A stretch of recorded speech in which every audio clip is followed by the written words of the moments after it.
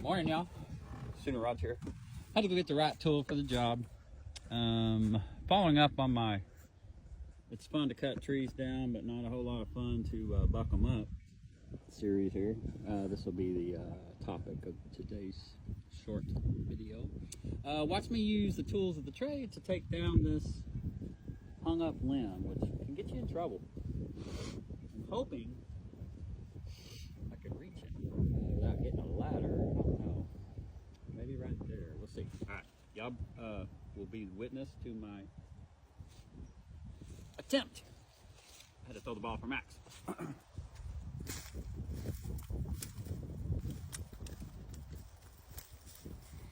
Hey, y'all. This is my first voiceover. I wanted to, this picture right here has a lot of meaning to me, and I wanted to kind of, as you're watching me in the background, start to work here on taking down that tree, that limb and stuff.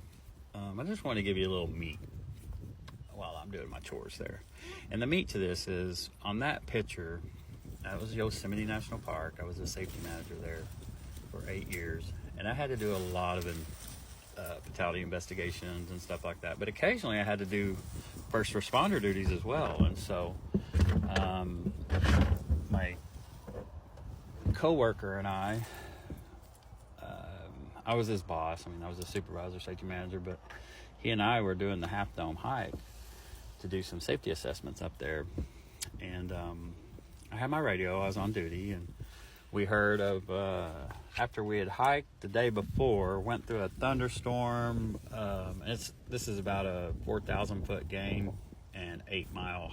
I think it's one way was about 8 miles. So it was a strenuous hike, especially for me. My knees and stuff I had to kind of pace myself. So we spent the night in, I think they call it Little Yosemite Valley or something up there. And we spent the night with the trail crew, had a good time, talked, laughed, camped and slept in a tent and had a good time. And then packed up and headed on up the next morning. Well, we got up there, did our thing on top of Half Dome, did our sightseeing, did our pictures, did our assessment, did our stuff we need to do. And we were getting ready to come down, pretty exhausted. We were going to take our time going down. And we get the call that there's a person down, CPR in progress. Please respond. And so we're about a mile away. We're the first to get there, and we run with our packs. These are some heavy packs. We took a lot of fall protection. We took a lot of safety gear to climb around on the cables on the backside of Half Dome, back when they were having a lot of fatalities in 2008. Boss wanted me to go up there and come back with a report. And I mean, it's a use at your own risk place when you're in the wilderness. And the cables are put up, so we had some liability there, not controlling how many people were on the cables at one time, meaning that there could be 4 people on the outside of the cables. So anyway, that was a background to why we were there, doing some safety stuff. And then we respond to this gentleman who's in progress CPR on the trail. Massive heart attack is what we later found out it was, and most likely what we thought it was then too. But we arrive, Rob and I, and someone is doing CPR, trying to, but they have taken a safety pin, a safety pin, like a baby pin for a diaper that has the pin and the little catch, like old-timey safety pins for baby diapers. They had it on them in their first aid kit or whatever, and said, we learned this in wilderness survival. You pin the tongue from them swallowing their tongue. I don't know what this guy was doing, but he had stuck this big safety pin through the guy's lip, through the tongue, and pinned it. And then had his jaw jacked up, and his head wasn't even in the right position for doing CPR. So he did the best he could. He did his good Samaritan. But we were a little bit taken aback by coming up on a bloody victim, and it had been, the safety pin had been put in his lip, and that caused us. I mean, Rob did the CPR. We got a barrier, I think, best we could, piece of plastic, a baggie, I forget what it was. I'd taken my pullover off and putting under his head and gotten his head back, and I told him his forehead back as Rob did the chest compressions and breath. And luckily, EMS got there via helicopter pretty quick, rappelled down, came down, and called it after about 40 minutes once the AED was positioned and everything. And we all were just kind of in shock, and people kind of meandered off. And I just remember my last glimpse and picture I had was him going in the body bag, and there's my orange pullover with it. And I was like, oh, well, no worries. And so Saturday I was walking, and this is how God works. This is the reason I want to tell you this story. I'm walking, and I'm with someone,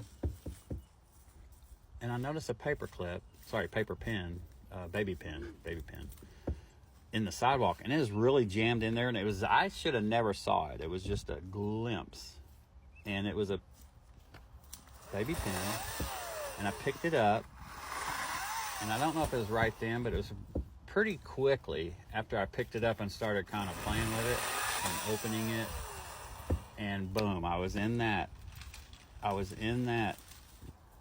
right there with that guy again, doing CPR, trying to save his life, calling in the helicopter, doing all the stuff that safety guy does, worried about the employees coming in, rappelling in. We short-hauled his body out. All this stuff is risky. And in the moment and the adrenaline and you're doing all that, it's combat. I mean, it's life and death. And so that stuff sticks with you.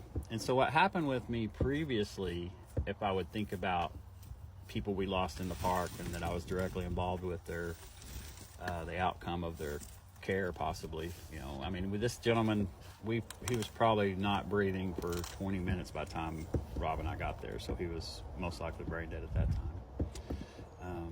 And he lost his life. He had like 5 Snickers in his bag and 2 bottles of water for that hike that he was going to do in one day.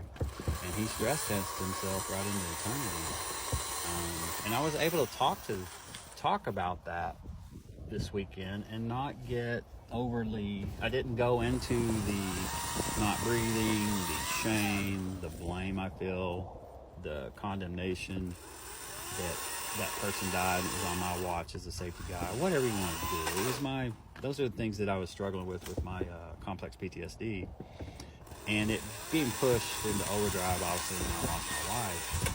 I had to really heal myself and dive into those terrible wounds, and so I did. And God showed me that you can see those triggers now, Roger, and you can step back and go, hey, I don't have to relive that again. I did all I could at the moment. I forgive myself, and no more shame or blame. Thank you, Lord.